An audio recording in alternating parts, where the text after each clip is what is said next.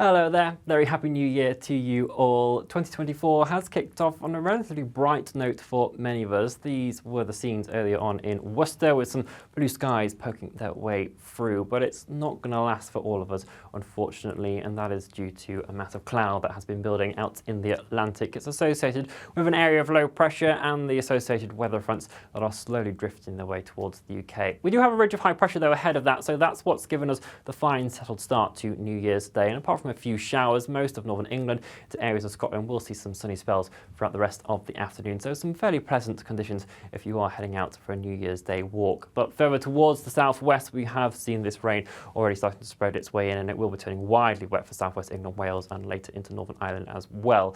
We do have some fairly mild southwesterly winds coming in with all of this though, so temperatures in the southwest will be holding up around 12, 11 degrees Celsius. A bit cooler, colder in the north though. Temperatures here are only around mid-single figures, so you might need a jacket if you are heading outside.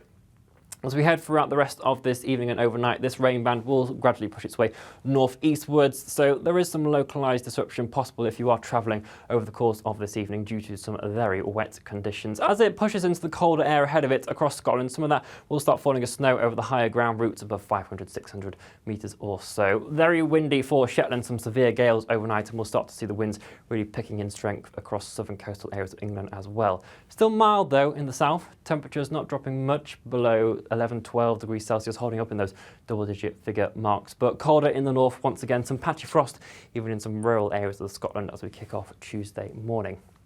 As we head into Wednesday, this first frontal system will be slowly drifting its way northwards still, but we've got our eyes on our second set of fronts that are going to push their way in again from the southwest. There's still some uncertainty in regards to the exact positioning of this area of low pressure, how far north or south that might be. So it is worth staying up to date with the forecast to see the progression on that. At the moment, it does look like a lot of that rain will push across the vast majority of England and Wales, turning widely wet once again throughout Tuesday. So again, some localised disruption is possible. Some strong winds moving in associated with all of that as well. Parts of southeastern, eastern Scotland should hold on to some slightly brighter periods for the bank holiday here, but it's going to be very wet and windy once again for the Northern Isles, Orkney and Shetland. Still that north-south contrast in our temperatures, generally ranging between 8 and 13 degrees Celsius, but it will feel colder where you're underneath the most persistent rain and if you're exposed to those strong winds. The rain that has spread its way into northern areas of England, southern Scotland, will eventually clear its way off into the North Sea as we head into Tuesday evening. But for Shetland and Orkney, the frontal system here is really going to persist with some very continued rainfall and further strong winds. Showers then pushing their way in from the west, and it will turn showery for pretty much everyone as we head towards Wednesday.